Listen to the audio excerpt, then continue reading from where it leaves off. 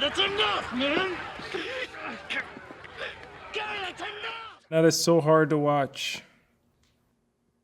In the aftermath of the murder of George Floyd in 2020 in Minneapolis, Do the Right Thing took on a new significance as people looked back at the scene involving Radio Raheem. In our contemporary moment where we're in the midst of a national Black Lives Matter movement, fundamentally the question is, what is a Black life worth? Hi, I'm Yohuru Williams, an author, activist, and historian, and today I'll be reviewing the history of the struggle for Black equality through the lens of African American movies.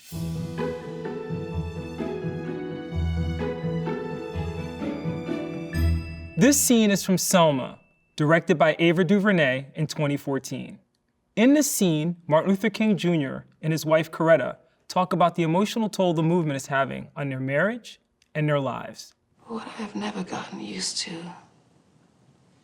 is the death, the constant closeness of death. Ava DuVernay imagines this conversation between King and Coretta that is not only dealing with marital infidelity, but the real sense of danger that accompanied the work of civil rights activists like the Reverend Dr. Martin Luther King. When Dr. King and Coretta Scott King were receiving these types of death threats, this was something that was clearly a strain on their marriage, a strain on their relationship, and in some sense, a strain on the work.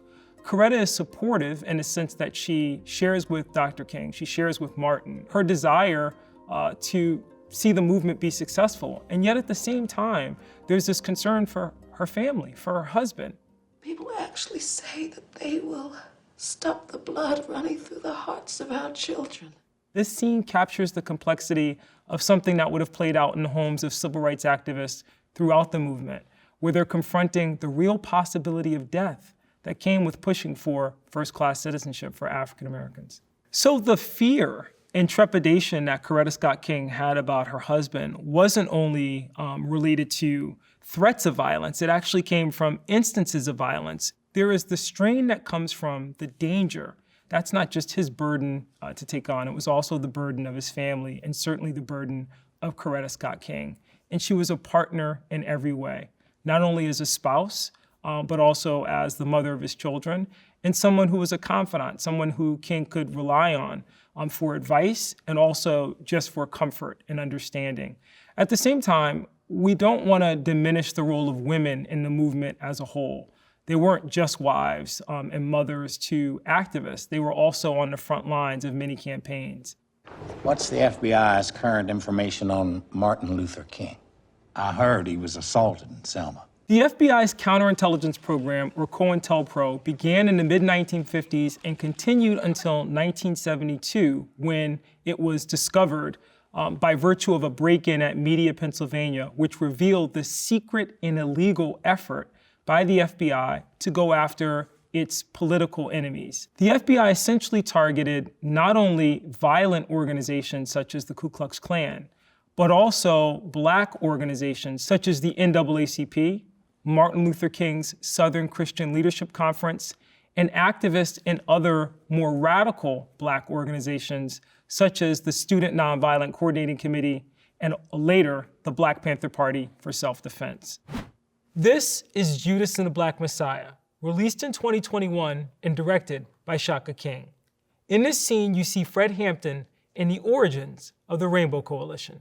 I'm not talking about the west side or the south side. I'm talking this filthy ass motherfucker right here. Shit. We almost got into it with a rat over a parking space. I bet y'all babies getting the same bullshit education. Y'all paying the same taxes to get your heads whooped in by the same motherfucking pigs. Ain't that a trip? We pay them, huh? We pay the pigs to run us off of our corners. This scene is fictionalized, but the words are very accurate in terms of what Fred Hampton was attempting to build as head of the Illinois chapter of the Black Panther Party. Fred Hampton recognized that it was going to be incumbent on the Black Panther Party to organize all elements within the city of Chicago to undermine not just simply racial discrimination, but economic inequality. I need everybody to repeat after me. I am a revolutionary. I am a revolutionary. revolutionary! I am a revolutionary! At 20 years old, and as a former organizer for the NAACP, the National Association for the Advancement of Colored People, Fred Hampton was an organic intellectual who had read widely and deeply understood the need for coalition building in terms of advancing civil rights for African Americans. He recognized that in the African American community, it would be important to reach out not only to civil rights leaders, but also to local gangs who could then help to organize the city, support those social programs, and promote equality. He also recognized that they needed to create coalitions and alliances with other organizations. And this included poor whites and Latinos. The Black Panthers, the Young Lords, and the Young Patriots are forming a rainbow coalition of oppressed brothers and sisters of every color. And it's this coalition of these groups that becomes the foundation of this idea that you could build a political alliance based on diverse peoples who are suffering from similar concerns and build that into a political juggernaut that could ultimately serve the needs of those communities most impacted by economic inequality and racial injustice. The Panthers were unique in that, in articulating their intention to police the police, they had stoked this fear about Black retaliatory violence, and they were painted as a reverse Ku Klux Klan. In fact, nothing could be further from the truth. But the FBI focused on this notion of the Black Panthers as the advance guard of what they called a Mau Mau in America, a coming Black revolution. And it became part of this apocalyptic vision that was floated by the director of the FBI, J. Edgar Hoover. You see that in the FBI's counterintelligence program, but you also see it in the language of Director Hoover toward the Black Panther Party, calling them at one point the single greatest threat to the internal security of the United States. I want him off the street. Charge him with something, anything, but get his black ass off the street. And this is where the use of informants becomes a major problem. George Sams, security captain for the New Haven chapter. Pardon the paranoia. Hey, we got a rat, man. What? They smoked one out in New Haven. How? They put a squeeze on that motherfucker. We held a trial first. Oh shit, where he at now? He's at the bottom of the river with the rest of the trash. In New Haven, Connecticut, it will be an FBI-identified informant, a gentleman by the name of George Sams, who will direct the torture and murder of a New York Panther named Alex Rackley. George Sams then, in flight from New Haven, will go to Chicago, Illinois, where he'll be held under house arrest by William O'Neill, himself an informant for the FBI. The FBI then will use Sam's flight from New Haven as pretext to raid Black Panther Party offices all across the country, setting into motion a deadly series of encounters which will culminate in the pre-dawn raid on Fred Hampton's apartment in December of 1969, which will result in the murders of Fred Hampton and Mark Clark. This is Malcolm X, directed by Spike Lee in 1992.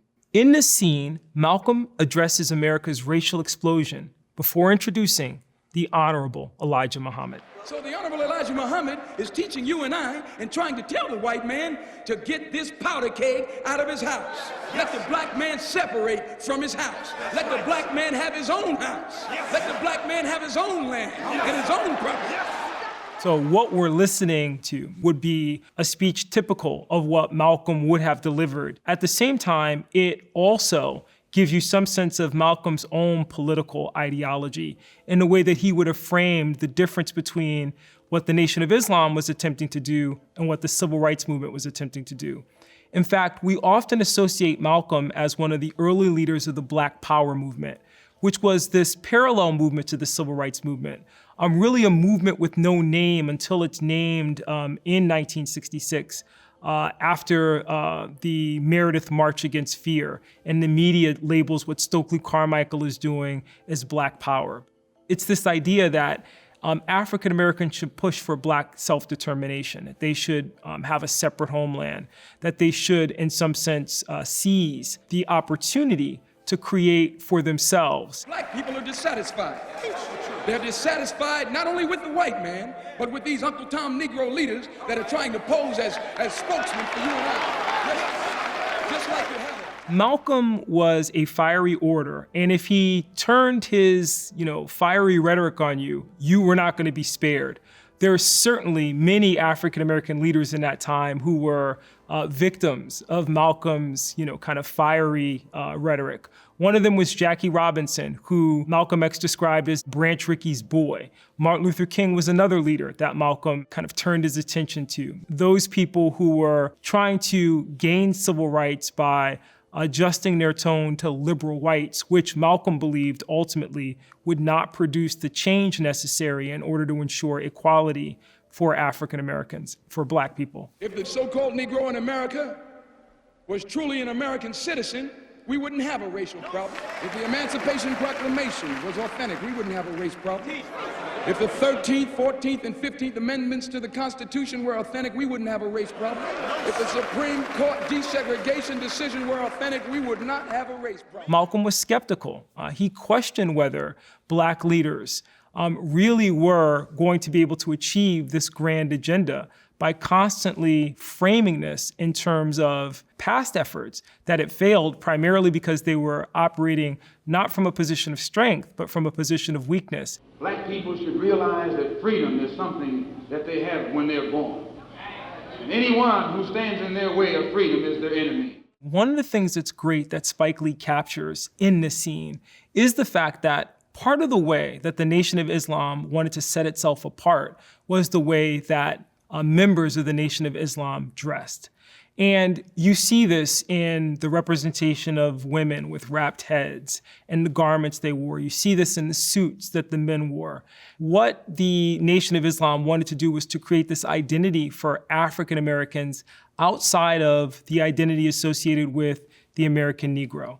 And so therefore, this included a whole creation mythology that existed outside the confines of Christianity. It positioned Africans as the original man and African Americans as inheritors of that.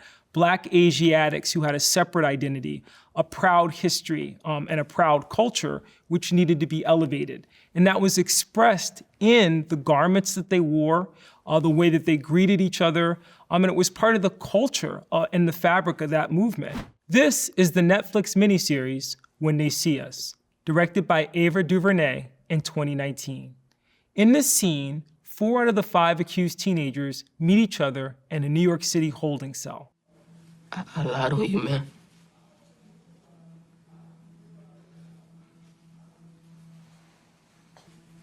I'm sorry.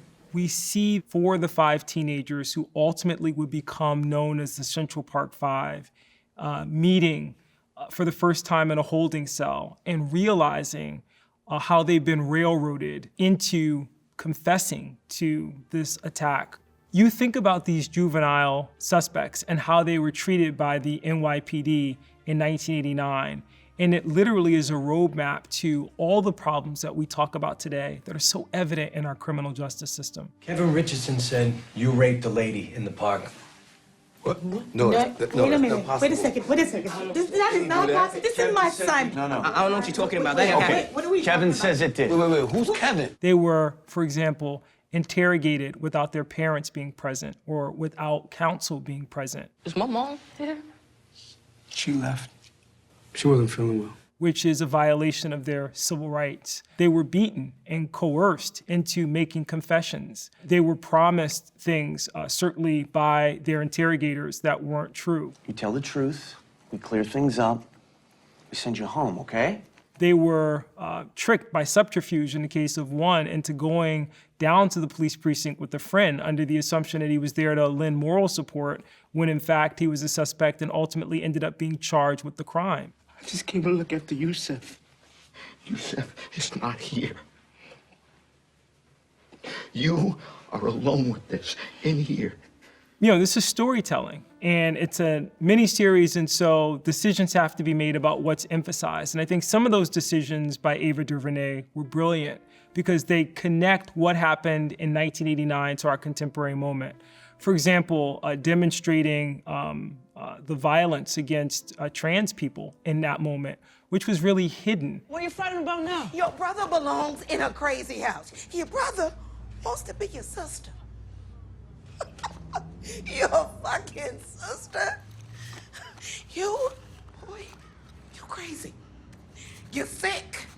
I'm leaving. At the same time, there are elements of the story which are dealt with, which are magnified in our contemporary moment. Donald Trump's 1989 ad, for example, calling for the reinstatement of the death penalty and bringing back the police in the context of this case was devastating. What the exonerated five were up against was the sense that somehow everything that was said about them by the police could be believed because these were stereotypes about African Americans that had become deeply ingrained in the American psyche. But more importantly, what's powerful about this film is that it puts the system on trial. Everything from the police to the prosecutors to the prisons are called into question in the way that these young men were treated. And ultimately, it's an opportunity for us to revisit in our contemporary context why so many conversations today around defunding the police, for example, exist because they connect us with this much longer, much darker history. This scene is from 2013's 42, directed by Brian Helgeland. In this scene, Jackie Robinson deals with the racism from an opposing team. Hey, nigga, I know you can hear me. You know what you're here for, don't you? Huh? You're here to get the nigger dollars for Ricky at the gate. The film, as great as it is, perpetuates some myths of its own. It is not an entirely accurate representation of Jack's experience, but it's good. And it does introduce some important moments for us to consider with regard to Jack's historic breaking of the color barrier in sports and some of the challenges that he faced. And in this scene, we witness the manager of the Philadelphia Phillies hurling racial epithets at Jack to try to rattle him. And in the process, it leads to the confrontation that we witness here, where some of Jack's teammates speak up in defense of him. You shut your mouth, or I shut it for you. This ain't happening. This is an interesting take on this because, in many ways, not all of Jack's teammates actually supported him. In fact, some even tried to force the Dodger management to remove Jack from the team even before this experiment had a chance to take off. But in this moment, some of Jack's teammates were so disgusted by what they saw through this display of Ben Chapman that they elected to challenge him, including calling out the manager for his raucous display and treatment of Jack Robinson, who everyone knew couldn't defend himself. There are controversies about whether Jack's teammates actually supported him in visible ways. One of the most celebrated involves whether Pee Wee Reese actually put his arm around Jack on the field of play in one particular occasion. And that has now been debunked by historians and documentary makers like Kim Burns, who say there's no evidence to support this. At the same time, we can still see Jack's story as a story of triumph, and we can celebrate the courage and fortitude he displayed, not only on the field of play, but also off the field to bring a dignity and a purpose to the work of integrating baseball.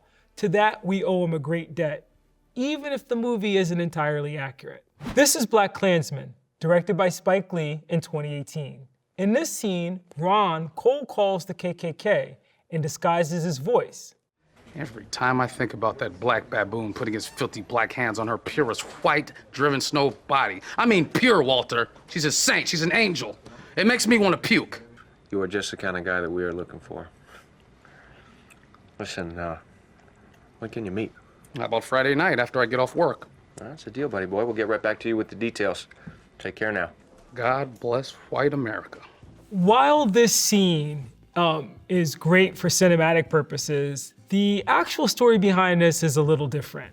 Ron Starworth actually sent a letter to the Ku Klux Klan through a P.O. box and then was surprised a few weeks later when he actually got a call from the local Klan offices. Other than that, the movie also takes liberty with some of the timelines and some of the plot points, concocting a girlfriend for Ron that he meets in attending a Stokely Carmichael rally, and certainly some of the other plot points related to the planned bombing that Ron and his colleagues thwart at the end of the movie. Ron points out in the book, it wasn't solely the Klan that they targeted, it was other white extremist groups that were operating in that period as well. And they were successful while not stopping a bombing, which was not something that the Klan was plotting in that moment, but some cross burnings and some other forms of what Ron called domestic terrorism that would have been nonetheless frightening to those people who would have been subjected to that type of terror. But for the most part, is a pretty good representation of Ron Stallworth's experience with the Ku Klux Klan, at least in some of the interactions in the early part of the movie. So, did Ron actually disguise his voice in talking to the Ku Klux Klan? That part is true. And yet at the same time, Ron admits that it was also some of his supervisors in the department who raised the issue of race here. They're going to know the difference between how a white man talks and a Negro. How exactly does a black man talk? You know what I'm trying to say. Chief, some of us can speak King's English, others speak jive.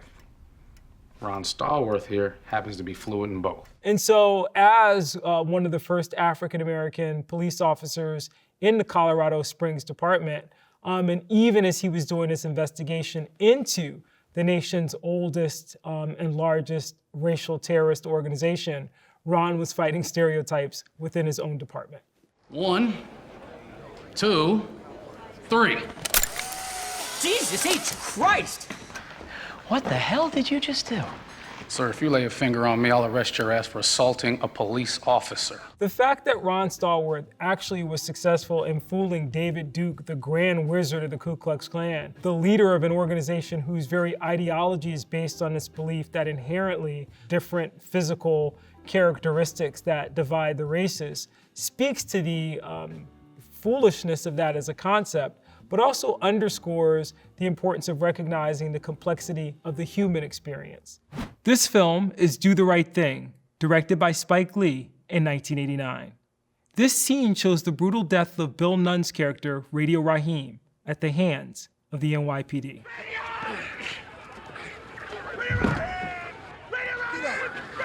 Get the fuck out there, Dave! Get up, asshole! Keep faking it! Get up, asshole! Get up! One of the great things about this scene is that it captures the complexity of race relations in New York City in 1989. And although it's fictitious, it speaks to some of the real tensions that were permeating New York society and American society in that moment. In fact, you get this from the opening of the film and the wonderful theme song penned by the rap group Public Enemy with the lyric, 1989, the number, another summer. That's a throwback to this idea of the long, hot summers of the 1960s, the late 1960s, where American cities, one by one, erupted in violence over incidents of police brutality. It is this idea that there are these tensions that exist in the community over issues of police brutality and the policing of Black and brown bodies in those spaces that are exacerbated by this both love and hate relationship with people of color. There's also the backdrop of a controversial maneuver that had been used by police departments in cities across the country, and that was the chokehold. The chokehold had become controversial because of the number of Black and Latino suspects who had died in custody of police by virtue of having these chokeholds applied. The most infamous case in New York comes in September of 1983 with the killing of Michael Stewart, a young model who is accused by New York City Transit Police of putting graffiti on a wall. He's subsequently manhandled by these officers, and in a 32-minute encounter, literally from the time that he is identified as allegedly putting this graffiti on the wall to he's transported to Bellevue Hospital, Michael Stewart was subjected to inhuman, cruel treatment. Choked, beaten while handcuffed, hog-tied, and later Spike Lee would acknowledge that the Michael Stewart case was really the inspiration for what happened to Radio Raheem.